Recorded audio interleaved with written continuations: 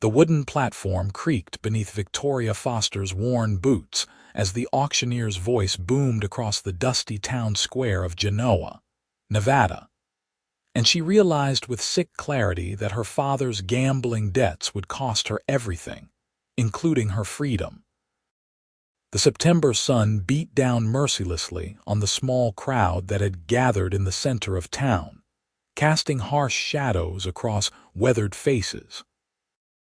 Victoria stood with her hands clasped tightly together, her dark hair pulled back in a simple bun, her best dress doing little to hide the reality of her situation.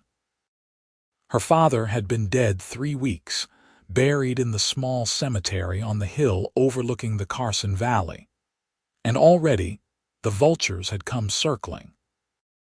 Not the birds that rode the thermals above the Sierra Nevada peaks, but men with ledgers and cold eyes who demanded payment for debts she had not known existed.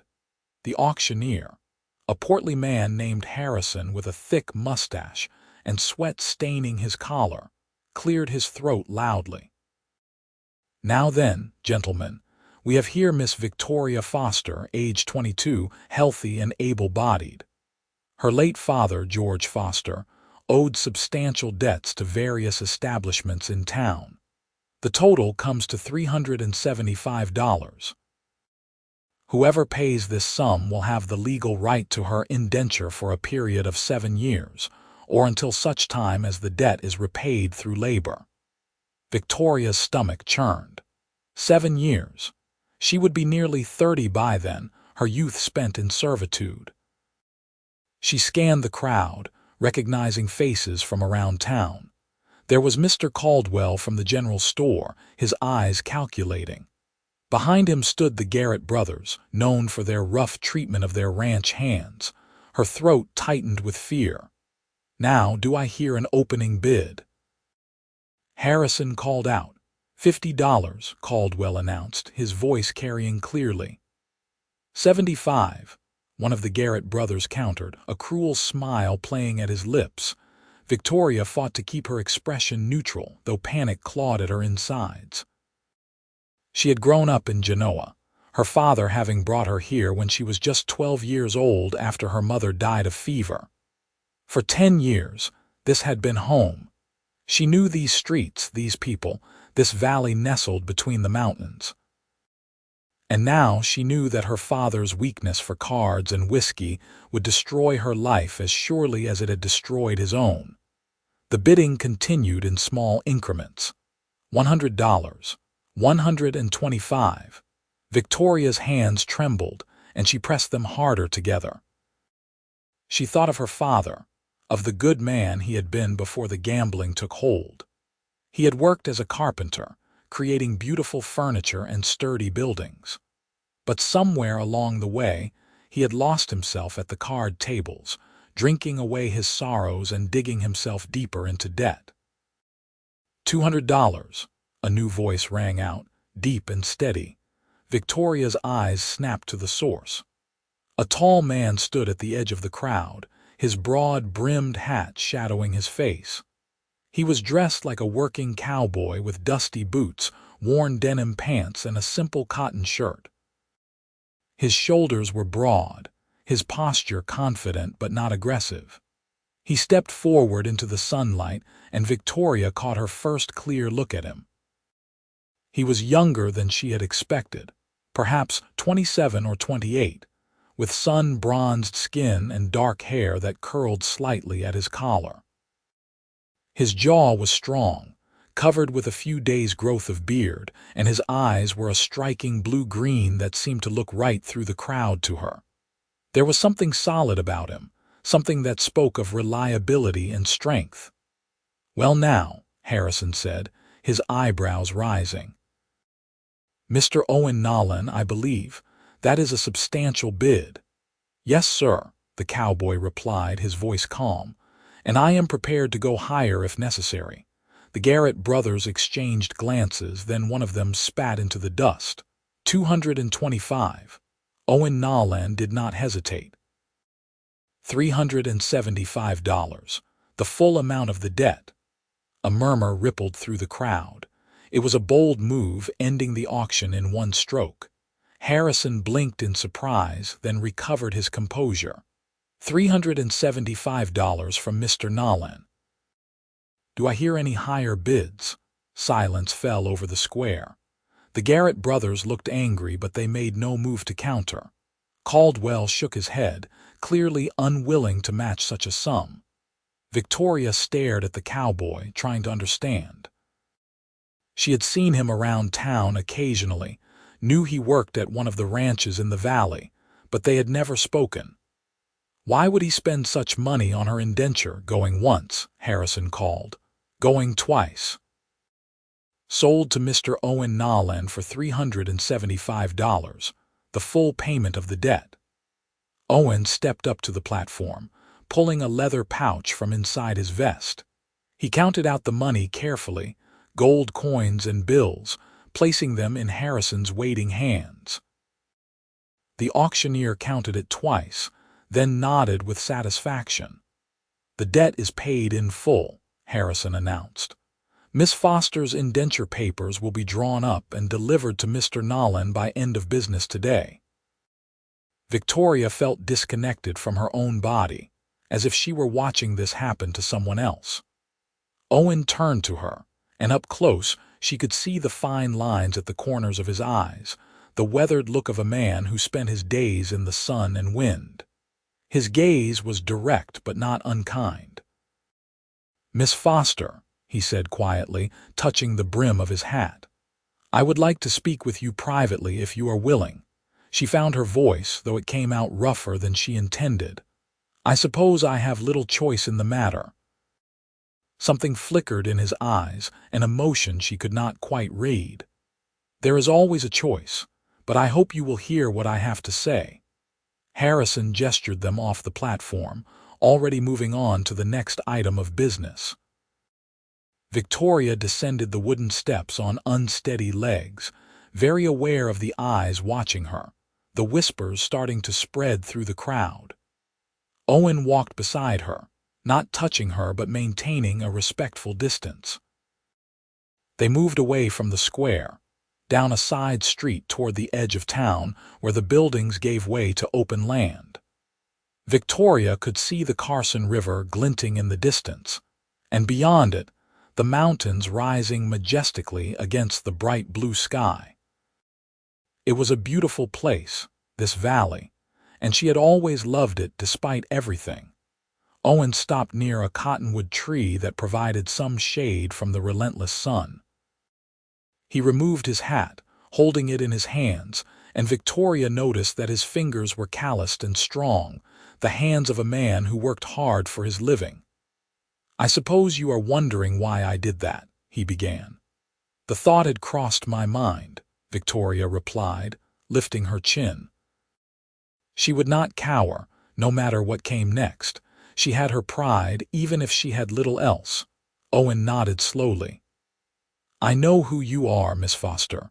I have seen you around town these past few years. I know your father did good work before the gambling took him. And I know you had nothing to do with his debts. That did not stop them from putting me on that platform," she said bitterly. "No, it did not," he agreed. "And that is not right in my view, but it is the law such as it is out here. When I heard what was going to happen, I could not stand by and let you fall into the hands of men like the Garretts." Victoria studied his face, searching for deception, for hidden motives, but she saw only earnestness in his expression. "So you spent $375 out of charity?" "Not exactly," Owen said carefully. He seemed to be choosing his words with great thought. "Miss Foster, I am not a rich man. I work as a ranch foreman at the Double Bar Spread about 5 miles north of here. I have been saving my wages for some time, planning to start my own place eventually. What I spent today represents most of what I have managed to put aside." "Then why?" Victoria asked, genuinely confused. Owen met her eyes directly. "Because I have a proposition for you." "Not indenture, but marriage." Victoria felt as if the ground had shifted beneath her feet. "Marriage? You do not even know me." I know enough, Owen said quietly. I know you have been running your household since your father took ill. I know you are strong and capable. I have watched you walk through town with your head held high even when times were hard. And I know you deserve better than to be owned by someone who would treat you as property. Marriage is not so different, Victoria pointed out, her voice sharper than she intended. A wife is still subject to her husband's will. It can be, Owen acknowledged, but it does not have to be. I am offering you a partnership, Miss Foster. A true marriage built on respect and mutual support. I will not pretend I do not find you attractive because I do. But more than that, I believe we could build something good together. Victoria turned away, her mind racing. This was all happening too fast. Just an hour ago, she had been preparing herself for years of servitude, possibly abuse. Now this stranger was offering her marriage, speaking of partnership and respect. It seemed too good to be true, and her experience had taught her that things that seemed too good to be true usually were. "What do you want from me?" she asked, still not looking at him. "Honestly," Owen said, "I want a wife. I want someone to build a life with, to start that ranch I've been dreaming of. I want children someday, a real home, all the things that make life worth living. I will not lie to you and say I am not lonely. This is hard country, and it gets harder when you face it alone." Victoria turned back to him, searching his face. There was vulnerability there, a openness that surprised her. "And if I say no, you own my indenture papers now. You could force me to work for you regardless." Owen shook his head firmly. "I will not force you to do anything. If you refuse my proposal, I will still honor the payment I made. You can work as a housekeeper at the ranch, nothing more. I will pay you wages same as any other employee, and in time you will have saved enough to start fresh wherever you choose." "You would do that?" Victoria asked skeptically. "I give you my word," Owen said simply. Victoria looked at him for a long moment, weighing her options. She could refuse, work as his employee, maintain her independence at least in name, but it would still be years before she could save enough to truly be free. Or she could accept his proposal, take the risk of binding herself to this man she barely knew. Marriage was permanent, or at least it was supposed to be. It was a leap of faith into unknown territory. But then again, what other real choice did she have? At least Owen Nolan seemed decent, respectful. He had not leered at her on the platform like some of the other men. He spoke to her as an equal, or as close to one as the circumstances allowed. And there was something in his eyes, a steadiness that made her want to trust him. "I need time to think," she said finally. Owen nodded. "Of course. Take whatever time you need. I have arranged a room for you at Mrs. Henderson's boarding house. You can stay there while you decide. I will come by tomorrow afternoon to hear your answer if that suits you." "That is very generous," Victoria said, and she meant it. She had expected to be dragged off immediately to wherever he lived to begin her servitude or worse. Instead, he was giving her space, time, respect. "It is only decent," Owen replied, settling his hat back on his head. "I will escort you to the boarding house, if you will allow it. Then I will leave you in peace." They walked together through the town, and Victoria was acutely aware of the stares and whispers that followed them. News traveled fast in a place like Genoa, and by nightfall, everyone would know that the cowboy foreman had bought Victoria Foster's indenture and proposed marriage. The gossips would have a field day with it. Mrs.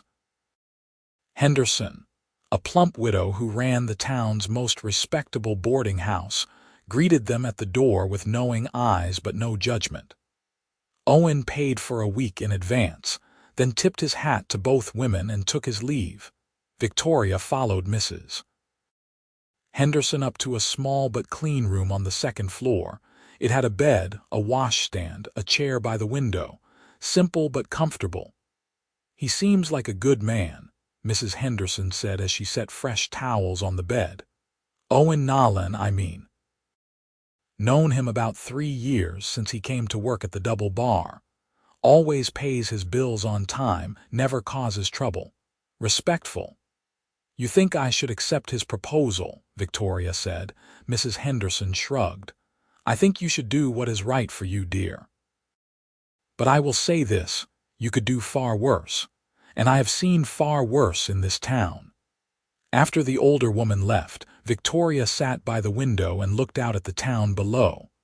The sun was starting to sink toward the mountains, painting the sky in shades of orange and gold. She thought about her father, about how he had tried so hard to provide for her after her mother died. He had been a good father once, before the demons of addiction took hold. She missed that man, mourned him perhaps more than she mourned his actual death, and now she had to decide her own future. Accept Owen Nolan's proposal and bind herself to a man she did not know, or maintain her independence and spend years working off a debt that was not even hers. Neither option was perfect, but life rarely offered perfect choices. That evening, Victoria lay in bed unable to sleep, turning the problem over and over in her mind. She tried to remember everything she knew about Owen Nolan, which was pitifully little. He worked at the Double Bar Ranch, one of the larger spreads in the valley. She had seen him in town occasionally, always polite, always reserved. He had never been drunk or rowdy like some of the cowboys. He attended church sometimes, though not every week. By morning, she had not reached a decision. She dressed carefully, ate the breakfast Mrs. Henderson provided, and spent the day walking the familiar streets of Genoa. She visited her father's grave on the hill, standing for a long time by the simple wooden marker. I do not know what to do, Papa, she whispered. I wish you were here to advise me, the real you, the man you used to be. The wind whispered through the grass, carrying the scent of sagebrush and pine. No answers came, but somehow Victoria felt calmer. She walked back down the hill as afternoon approached, her mind clearer. Owen arrived at the boarding house precisely when he had said he would. He looked freshly cleaned up, his hair still damp, wearing what were clearly his best clothes. Victoria met him in the parlor and Mrs. Henderson discreetly left them alone. Miss Foster, Owen said, standing with his hat in his hands again. Have you reached a decision? Victoria took a deep breath. I have questions first. That is fair, Owen said.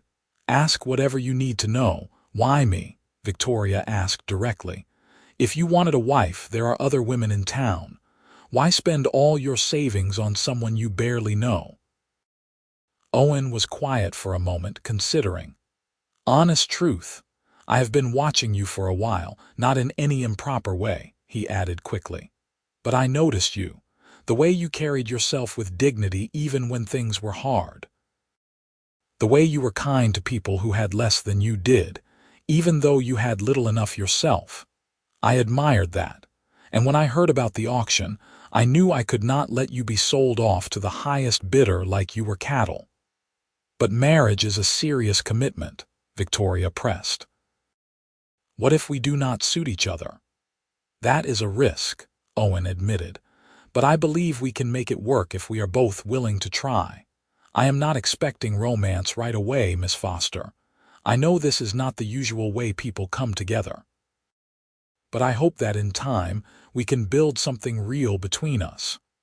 And if we cannot, Victoria asked, if we find we truly cannot abide each other, Owen's jaw tightened slightly. I will not lie and say that would not be difficult. But I promise you this, I will never raise my hand to you in anger. I will never force myself on you. I will treat you with respect, regardless of what happens between us. You have my word on that. Victoria looked into his eyes and saw that he meant it. There was an integrity in this man, a core of decency that she recognized and responded to. It was a gamble, certainly. But then again, everything in life was a gamble. Her father had taught her that, though not in the way he had intended. "I will marry you," she said quietly. Owen's face broke into a genuine smile, transforming his serious features into something warmer, more approachable. "You will not regret this, Miss Foster. I will do everything in my power to make sure of that." "There is one condition," Victoria added. "Name it," Owen said immediately. "I want us to be honest with each other. No secrets, no lies. If this is to be a true partnership, it must be built on trust." Owen nodded solemnly. "Agreed. Complete honesty always." They were married 2 days later in a simple ceremony at the small church on the edge of town. The pastor, Reverend Matthews, performed the service with Mrs. Henderson and her adult son serving as witnesses. Victoria wore a simple blue dress that Mrs. Henderson had helped her alter, and Owen wore his Sunday best. The ceremony was brief but meaningful, and when Owen slipped a simple gold band on her finger, Victoria felt the weight of commitment settle over her like a cloak. Afterward, Owen helped her into a wagon loaded with her few possessions. They drove north out of Genoa, following the road that ran parallel to the Carson River. The landscape was beautiful in its starkness, with sagebrush-covered hills rising on either side and the Sierra Nevada mountains dominating the western horizon. "The Double Bar Ranch is about an hour from town," Owen explained as they drove. "The owner is a man named John Pritchard. He has been good to me, taught me a lot about ranching. When I told him I was getting married, he offered us the foreman's cabin to ourselves. It is not large, but it is private and sturdy." "That was kind of him," Victoria said, watching the landscape roll by. "Pritchard is a fair man," Owen agreed. "He has built his spread through hard work and honest dealing. I have learned a lot from him about how to run a ranch proper." They talked as they drove, sharing small details about their lives. Owen told her about growing up in Missouri, how he had come west at 18 seeking opportunity and adventure. He had worked various jobs before settling into ranch work, discovering he had a knack for handling cattle and horses. Victoria shared her own story about growing up in Pennsylvania, her mother's death, the journey west with her father. She spoke carefully about the later years, about watching her father's decline, feeling helpless to stop it. "You did what you could," Owen said gently. "No one can save someone who does not want to be saved." The words were simple, but they eased something in Victoria's chest that had been tight for a long time. The Double Bar Ranch came into view as the sun was starting to dip toward the mountains. It was a substantial operation, with a large main house, multiple barns and outbuildings, and extensive corrals. Cattle grazed in the distance, and Victoria could see several cowboys working near one of the barns. Owen drove past the main complex to a smaller cabin set apart from the other buildings. It was built of solid logs with a stone chimney, surrounded by a simple wooden fence. As they pulled up, a man emerged from the cabin, older, perhaps in his 50s, with graying hair and a weathered face. "That is Pritchard," Owen said, climbing down from the wagon. Victoria allowed Owen to help her down, very aware of his strong hands on her waist. It was strange to think this man was now her husband, that she had the right to touch him, to be touched by him. The thought made her nervous and curious in equal measure. "Owen," Pritchard said, extending his hand, "and this must be Mrs. Nolan." "Victoria," she said, accepting his handshake. His grip was firm but not crushing. "Welcome to the Double Bar," Pritchard said warmly. "I hope you will be happy here. Owen is one of the best men I have ever had the privilege of employing. You are fortunate to have found each other." "Thank you, sir," Victoria replied. Pritchard handed Owen a key. "I had the place cleaned up for you, stocked the pantry with basics. You two take a few days to settle in. Owen, you can return to work on Monday." After Pritchard left, Owen and Victoria stood together in front of their new home. It was surreal, Victoria thought. 2 days ago, she had been auctioned off like property. Now she was a married woman, standing before a home she would share with a husband she barely knew. Owen carried her belongings inside, and Victoria followed, looking around with curiosity. The cabin was simple but well made.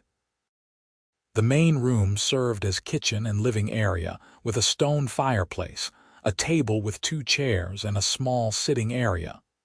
A door led to what she assumed was the bedroom. "It is not much," Owen said, setting down her trunk. "But it is clean and sound. We can make improvements as we go." "It is fine," Victoria said, and she meant it. She had expected much worse. This was actually quite nice, considering. They spent the rest of the afternoon unpacking Victoria's few belongings and organizing the space. As evening approached, Victoria prepared a simple meal from the supplies in the pantry. They ate together at the small table, the conversation occasionally awkward but not unpleasant. After dinner, as the light faded outside, they faced the question that had been hanging unspoken between them all day. There was only one bedroom, one bed. Owen seemed to sense her nervousness. "Victoria," he said quietly, "I know this is all very sudden. I do not expect anything from you tonight. I can sleep out here by the fire if you would be more comfortable." Victoria considered this.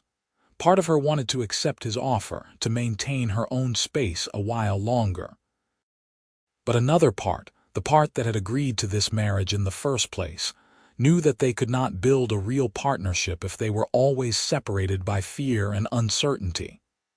"No," she said, surprising herself. "We are married. We should share the bed, but Owen, I need time. I am not ready for everything that marriage usually entails." Owen nodded, relief evident in his face. "That is more than fair. We will take things at whatever pace you need. I meant what I said before. I will not force anything." That night, they lay together in the darkness, careful not to touch, both tense and unsure. Victoria listened to Owen's breathing gradually slow and deepen as he fell asleep, amazed that he could relax so completely. She lay awake much longer, her mind spinning with all the changes in her life. The days that followed fell into a pattern. Owen returned to his work on Monday, rising before dawn and coming home at sunset. Victoria spent her days learning the rhythms of the cabin, cooking, cleaning, exploring the area around their home. It was strange, this new life, but not unpleasant. Owen was true to his word about respect and honesty. He spoke to her as an equal, asked her opinions, shared details about his work. In the evenings, they would sit together by the fire, talking or reading. Slowly, gradually, the awkwardness between them began to ease. Victoria found herself watching Owen more carefully as the days passed.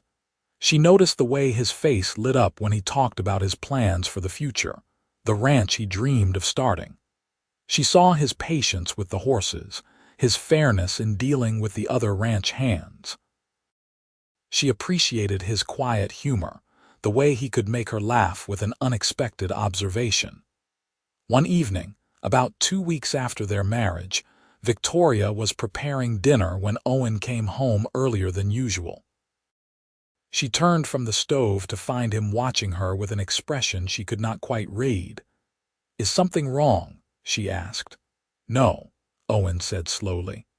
"I was just thinking how nice it is to come home to you, to have someone here, someone to talk to. I did not realize how lonely I was before." Victoria felt something warm bloom in her chest. "I was thinking the same thing," she admitted. "This is not the life I imagined, but it is better than I feared." Owen stepped closer, and Victoria did not move away. He reached out carefully, giving her plenty of time to retreat if she wanted, and gently touched her cheek. His hand was rough from work, but his touch was tender. "I am glad you took a chance on me," he said softly. "So am I. Victoria whispered. He leaned down slowly, and Victoria rose on her toes to meet him. Their first kiss was gentle, exploratory, both of them tentative. But it felt right, natural, like something that had been waiting to happen. When they pulled apart, Owen was smiling. "I have wanted to do that for days." "Why did you not?" Victoria asked, her heart racing. "Because I was waiting for you to be ready," Owen replied. "I did not want to push." Victoria felt herself falling just a little for this patient, honorable man she had married. "I think I am ready," she said. "Not for everything, not yet. But for this, for us to be more than just two people sharing a cabin." From that evening on, things changed between them. They began to touch more freely, to exchange small kisses and caresses. They held hands in the evenings, sat closer together. The physical distance that had defined the first weeks of their marriage gradually closed. Victoria learned more about Owen as the weeks passed. She discovered his love of horses, the way he could gentle even the most skittish animal with patience and kindness. She learned about his dreams, his careful plans for the future. He wanted his own spread, 500 acres at least, with good grazing and water. He wanted to raise quality cattle and horses, to build something that would last, and slowly, Victoria began to share those dreams. She started to see herself in that future, working alongside Owen, building something together. It was a different life than she had imagined as a girl, but it was becoming a life she wanted. One Saturday in late October, Owen surprised her by suggesting they ride out to see a piece of land he had been interested in. They saddled 2 horses from the ranch's string and rode south, following the river into an area Victoria had not explored before. The land Owen showed her was beautiful, a broad valley with the river running through it, surrounded by hills covered in sagebrush and scattered pines. The grass was good, and there were natural springs in addition to the river. "This is what I have been saving for," Owen said as they sat on their horses, looking out over the land. 520 acres. The owner is willing to sell for $1,200. It will take me another year, maybe 2, to save enough for the down payment. But this is what I want, Victoria. This is where I want to build our future. Victoria looked at the land, trying to see it through Owen's eyes. She imagined a house, barns, cattle grazing. She imagined children playing by the river, growing up in this beautiful place. And for the first time since her father's death, she felt hope for the future. "It is perfect," she said softly. Owen turned to look at her, his eyes bright. "You really think so?" "I do," Victoria said. "I can see it, Owen. I can see what it could be." He reached over and took her hand, squeezing gently. "Then we will make it happen. Together." That night when they returned to the cabin, something had shifted between them. The walls that had remained, the final barriers of uncertainty and fear, seemed to have crumbled. When Owen kissed her, Victoria kissed him back with all the emotion that had been building inside her. And when he looked at her with a question in his eyes, she answered with a small nod. They came together slowly, tenderly, taking time to learn each other. Owen was patient and gentle, always checking to make sure she was comfortable, that she wanted to continue. And Victoria discovered that this physical intimacy, which she had feared, was actually something beautiful when shared with someone she trusted. Afterward, they lay tangled together in the darkness, and Victoria felt truly married for the first time. This was not just a legal arrangement anymore, not just a convenient solution to an impossible situation. This was real, a true partnership built on growing trust and affection. "I am falling in love with you," Owen whispered into her hair. Victoria's heart swelled. She had been feeling it too, this growing attachment, this sense of rightness when they were together. "I think I am falling in love with you too," she admitted. The season turned toward winter, and their love continued to grow. Victoria threw herself into learning everything she could about ranch life, eager to be a true partner to Owen. She learned to ride better, to help with simple veterinary care for the animals, to keep the accounts. Owen taught her patiently, clearly pleased by her interest. In December, Pritchard called Owen into his office for a conversation that would change everything. Owen came home that evening with a strange expression on his face, somewhere between shock and excitement. "What is it?" Victoria asked immediately. Owen sat down heavily at the table. "Pritchard is retiring. He wants to move to San Francisco to live with his daughter. He is selling the double bar." Victoria felt her stomach drop. "What will happen to us?" "That is the thing," Owen said, looking up at her with wonder in his eyes. "He wants to sell it to me. He said I have been the best foreman he has ever had, that I know the operation inside and out. He is willing to sell the whole spread for $8,000, which is well below market value. And he will hold the note himself, allowing me to pay over time." $8,000, Victoria breathed. It was an enormous sum. "I know," Owen said. "It would mean giving up on that land by the river, at least for now. All my savings would go toward the down payment and we would be in debt for years. But Victoria, this is the double bar. It is an established operation, profitable, well respected. It is a chance I never dreamed I would get." Victoria sat down across from him, her mind racing. It was a huge risk, a massive undertaking, but she could see the hunger in Owen's eyes, the yearning for this opportunity. "What do you want to do?" she asked. "I want to say yes," Owen admitted, "but I will not make this decision without you. We are partners, Victoria. This affects both of our lives."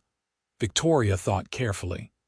Yes, it was a risk, but Owen was smart and hardworking, and he knew the double bar better than anyone except Pritchard himself. And the alternative was continuing as they were, saving slowly for years until they could afford their own small spread. "I think we should do it," she said firmly. "I believe in you, Owen. I believe in us. We can make this work." Owen's face broke into a huge grin. He stood and pulled Victoria to her feet, spinning her around in a moment of pure joy. "We are going to have our own ranch," he said, laughing. "We are actually going to do this." The negotiations and paperwork took several weeks, but by mid-January of 1881, Owen and Victoria Nolan were the owners of the Double Bar Ranch.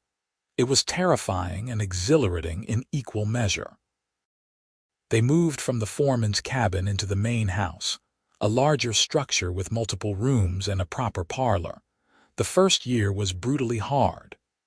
Owen worked from before dawn until after dark, managing the ranch, overseeing the hands, dealing with 1,000 problems that arose. Victoria worked just as hard, managing the household, keeping the books, helping wherever she was needed. There were nights when they fell into bed exhausted, barely able to speak, but they were happy. Despite the difficulties, despite the constant worry about money and weather and cattle prices, they were building something together. And their love continued to grow, tempered and strengthened by the challenges they faced. In the spring, Victoria realized she was pregnant. The discovery filled her with a mixture of joy and terror. Bringing a child into the world was always risky, especially out here far from doctors and hospitals. But when she told Owen, his reaction was pure delight. "A baby," he kept saying, touching her stomach with wonder even though there was nothing to see yet. "We are going to have a baby. Are you happy?" Victoria asked, needing to hear it. "Happy." Owen pulled her close, his voice thick with emotion. "Victoria, you have given me everything. A partnership, a love I never expected to find, and now a child. I am more than happy. I am blessed." The pregnancy progressed well, though Victoria found the summer heat difficult to bear. She continued to work as long as she could, unwilling to be idle. Owen fussed over her constantly, always worried she was doing too much. "I am pregnant, not made of glass," Victoria would remind him, though secretly she loved his concern. In October, as the leaves on the cottonwoods turned gold and the air grew crisp, Victoria went into labor. It was a long, difficult process, attended by Mrs. Henderson, who had come from town specifically to help. Owen paced outside the bedroom, terrified, while Victoria labored through the night. Just after dawn, their son was born, healthy and squalling. When the midwife placed the baby in Victoria's arms, she felt a love so fierce it took her breath away. And when Owen came into the room, when he saw his son for the first time, tears streamed down his weathered face. "He is perfect," Owen whispered, touching the baby's tiny hand with one finger. What should we name him? They had discussed names but never settled on anything definite. Victoria looked down at her son, at his red face and dark hair, and thought about everything that had brought them to this moment. "I want to name him after my father," she said quietly. "Not for the man he became at the end, but for the man he was. For the father who loved me and did his best before the demons took him. His name was George." Owen nodded, understanding in his eyes. "George Nolan. It is a strong name." Little George thrived, growing fat and healthy. Victoria threw herself into motherhood with the same determination she brought to everything else. The ranch continued to prosper under Owen's careful management. They were not wealthy, not by any means, but they were making it work. As George learned to walk and then to talk, Victoria and Owen watched their son with pride and wonder. He had Owen's eyes and Victoria's dark hair, and a personality that was entirely his own. He was curious about everything, fearless in exploring the world around him. When George was 2, Victoria became pregnant again. This pregnancy was easier than the first, and in the summer of 1883 they welcomed a daughter. She had fair hair like Owen's mother, whom they had never met but whom Owen described from memory, and Victoria's dark eyes. They named her Margaret, after Owen's mother, but everyone called her Maggie from the start. She was a quieter baby than George had been, more content to observe than to demand attention. The years passed in a blur of work and love and the constant demands of raising children and running a ranch. There were hard times, certainly.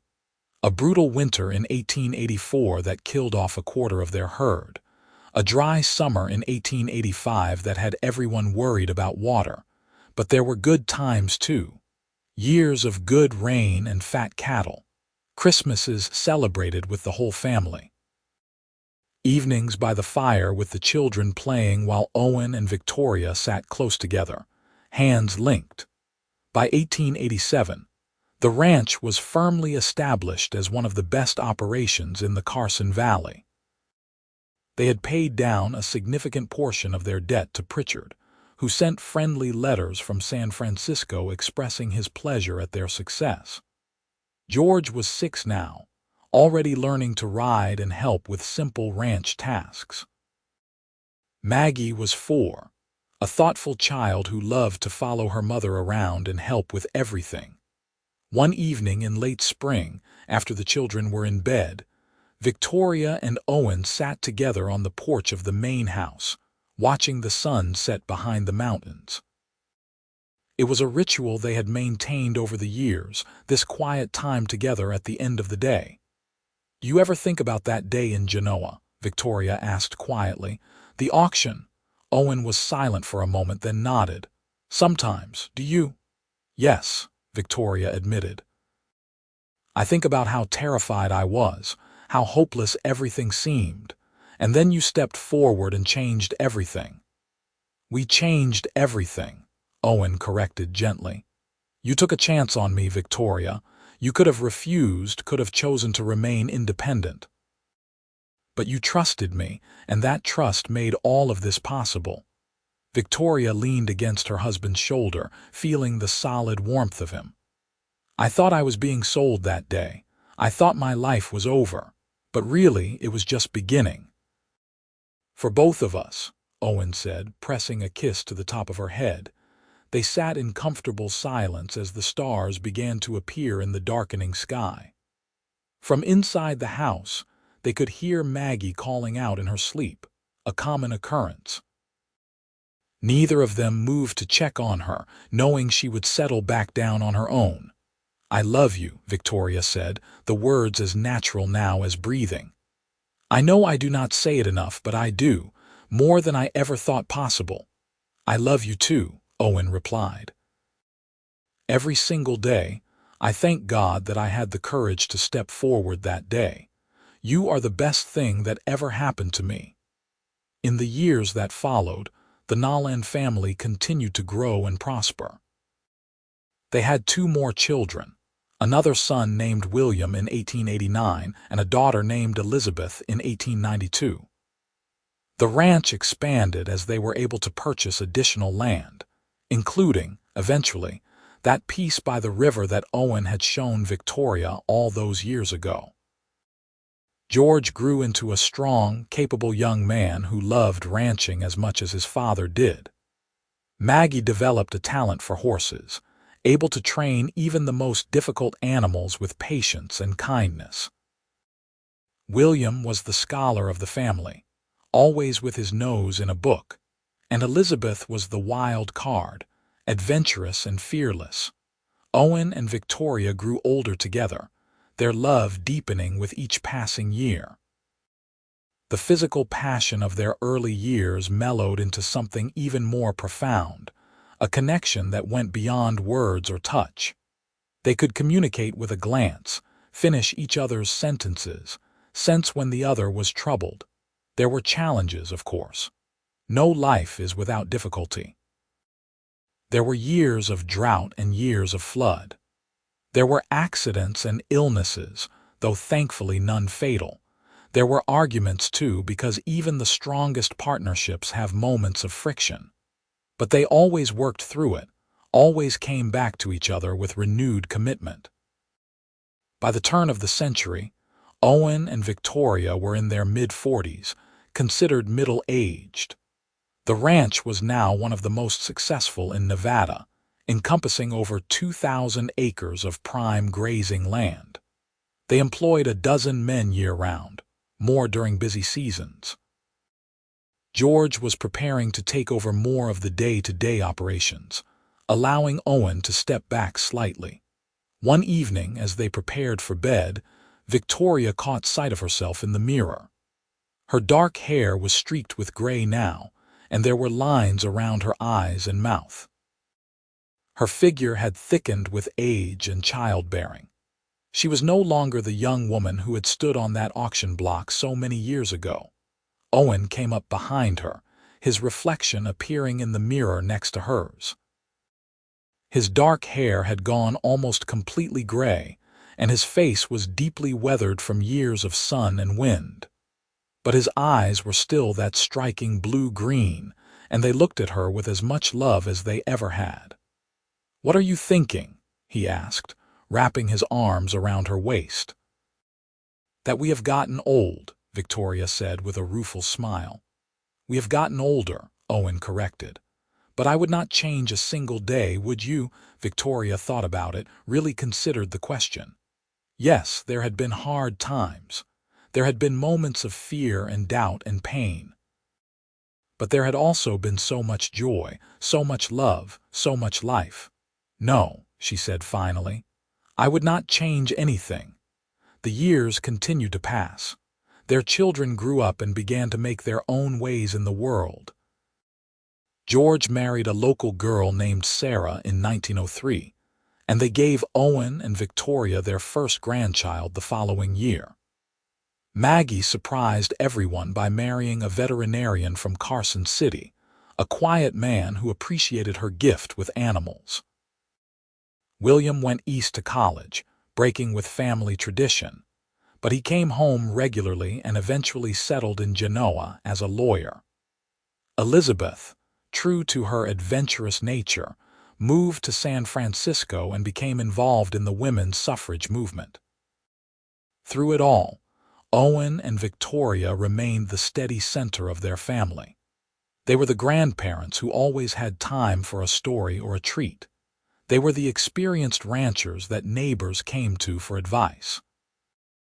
They were the couple that everyone pointed to as an example of what a good marriage looked like.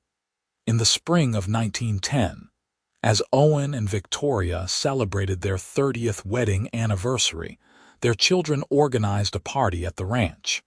Friends and family came from all over to celebrate. As Victoria looked around at the crowd, at her children and grandchildren, at the ranch that she and Owen had built together, she felt overwhelmed with gratitude. That evening, after everyone had left, Owen took her hand and led her out to the porch where they had spent so many evenings over the years.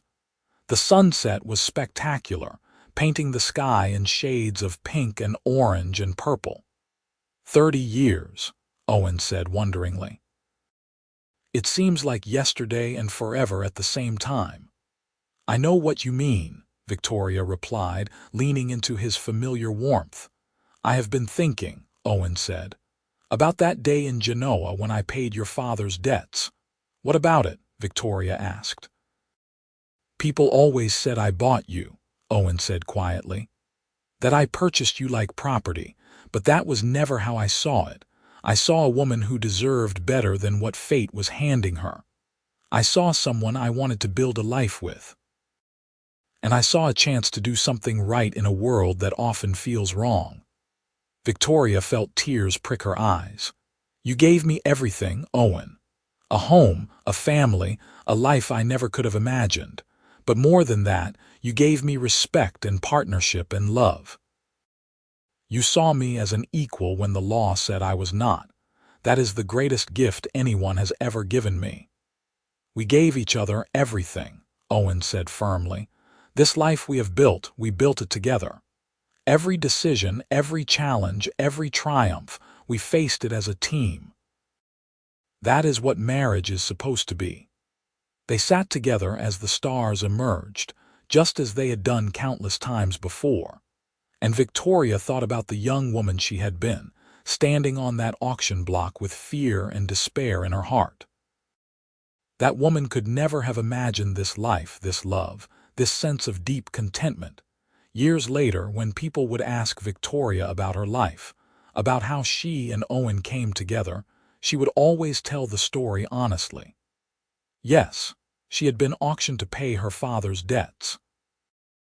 Yes, Owen had paid those debts and offered marriage, but what had begun as a desperate arrangement had become the greatest love story she knew. We were lucky, she would say. Not because of how we started, but because we found in each other what everyone hopes to find. A true partner, a real love, a person to face life with. As they grew older still, moving into their 60s and then their 70s, Owen and Victoria watched their family continue to grow. More grandchildren arrived and eventually great-grandchildren. George took over the ranch completely, running it with the same careful attention his father had taught him. The other children visited regularly, bringing their own families. Owen's health began to fail first. A lifetime of hard physical labor took its toll, and by his mid-70s, he struggled with pain in his joints and back. But he remained sharp mentally, still offering advice and observations about the ranch operations. Victoria cared for him as his mobility decreased, just as he had always cared for her. She helped him dress, prepared his meals, sat with him for hours sharing memories and stories. Their children tried to help, but Victoria insisted on being his primary caregiver. I have loved you for over 40 years, she told Owen when he protested that she was wearing herself out. I am not going to stop taking care of you now. Owen lived to see his 80th birthday in 1921, surrounded by his children, grandchildren, and great-grandchildren. He passed peacefully in his sleep 2 weeks later with Victoria holding his hand. The grief was crushing. They had been together for over 4 decades, partners in every sense of the word. Victoria felt as though part of herself had died with Owen, but she also felt grateful beyond words for the life they had shared. She lived on for several more years, staying in the ranch house surrounded by family. George and Sarah lived in the main house with her, and there were always grandchildren around.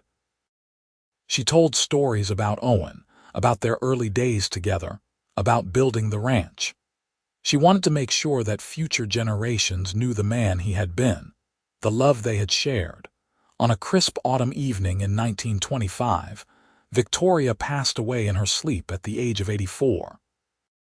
She was buried next to Owen in the family cemetery they had established on the ranch, on a hill overlooking the Carson Valley they had both loved so much.